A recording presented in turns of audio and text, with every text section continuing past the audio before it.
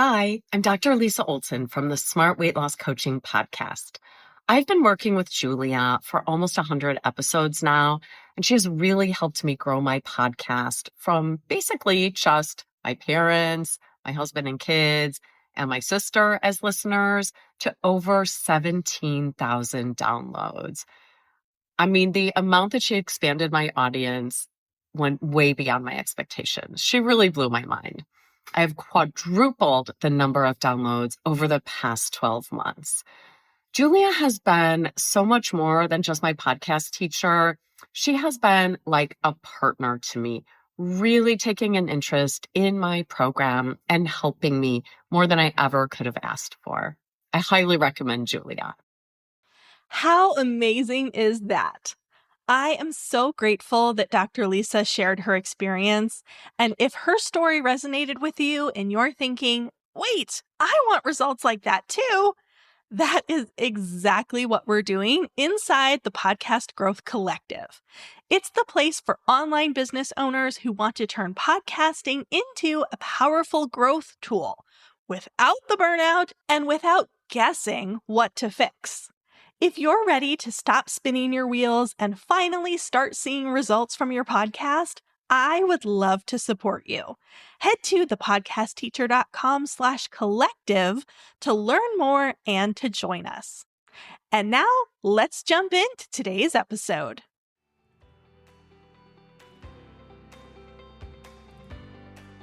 Welcome to Podcasting for Solopreneurs.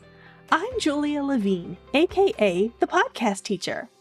As a former elementary school educator turned podcasting solopreneur, I'm here to teach you how to use your podcast to grow your online business. On this show, you'll learn proven strategies to boost your podcast's reach, attract more listeners, and ultimately turn those listeners into clients. Let's get started. Hey, and welcome back. Today, we're talking about your podcasting workflow.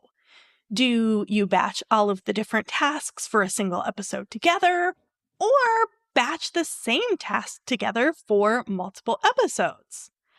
How do you get ahead on your content to prevent last-minute stress?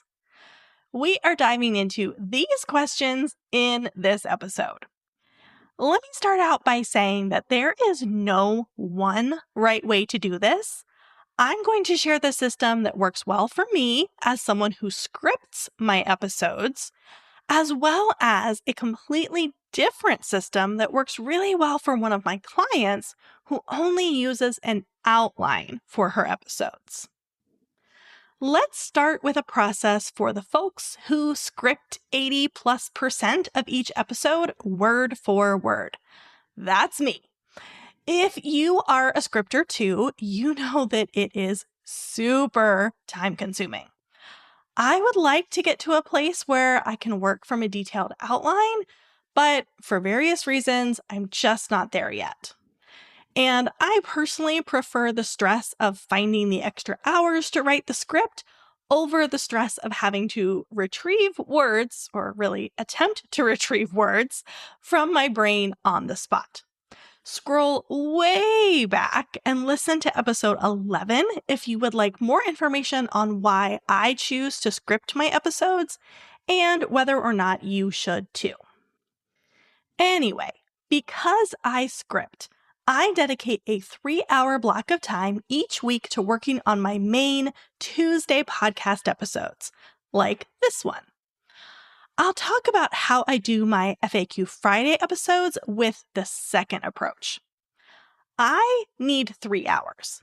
You may be able to do it in 2, or you may need up to 4. If you need more than 4, then we have other problems to address that I can't cover in this episode. During that block, I script out my episode, record it immediately after scripting, and then edit immediately after recording. If I know when the episode will air, I will also go ahead and schedule it for future release in Buzzsprout during this block as well, just so that I don't forget. I prefer to do these tasks back to back for a couple of reasons. First, when I am writing out my script, I hear the tone and cadence in my head, and I find that I lose that if I don't record right away, and then the delivery isn't quite as smooth. Then I edit immediately after recording because I can remember where I stumbled and what needs to be cut out. So, for example, if I had to try saying a single paragraph 3 times, I would easily remember to skip the first 2 in editing and just cut straight to the third. My editing is more efficient when I do it right away rather than doing it days or weeks later. By the way, I teach some tips and tricks for quick and easy editing in my podcast Startup Academy course, and I'm thinking of pulling out the editing lessons and making that a mini course. Use the Send Me Your Question link in the episode description below to let me know if that is something that you would be interested in. To stay ahead on episodes, I block out a second 3-hour block during the same week. I prefer to do 2 separate chunks, but you could do one really long session if you wanted to. Ideally, you protect both of those 2-hour blocks on your schedule, and you end up getting further and further ahead on your episodes and creating a quote-unquote bank of episodes that you can draw from when life inevitably happens and you can't create a new episode for whatever reason. If you are really good at protecting that time, you can probably just do the second block every other week. For me, I put it on my calendar every week because I have a habit of often giving in to external requests and scheduling something over top of that second block. Now, that's not a great way to do things, but I like to keep it real around here and make it clear that I'm not perfect, and therefore you don't have to be either.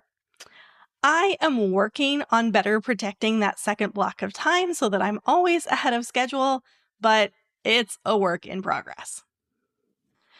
All right, so that's the approach of how to batch your tasks when you're a scripter. Do all of the tasks for a single episode in one sitting. Schedule 2 of these blocks a week, maybe the second one every other week, so that you can build up a bank of episodes and therefore you have a buffer. Now, in these 3-hour blocks that I am scheduling, 2 of those hours are used for scripting. Ugh, I know, right? Think twice and fully understand what you're signing up for if you want to be a scripter. For me, for now at least, it is the lesser of the evils and I'm willing to deal with it.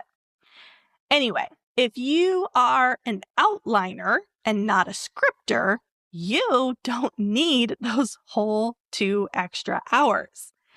If you can spend 20 minutes outlining, 20 minutes recording, and 20 minutes editing, then you can get an entire episode done in 1 hour. Then, if you have a 3-hour block, you can do 3 episodes in one sitting, or you can stretch it to a 4-hour block and do the entire month at once. With this approach, I recommend batching your tasks. So, batch outline all of your episodes. Then, batch record all of your episodes. Then, batch edit all of the episodes. And finally, batch schedule them.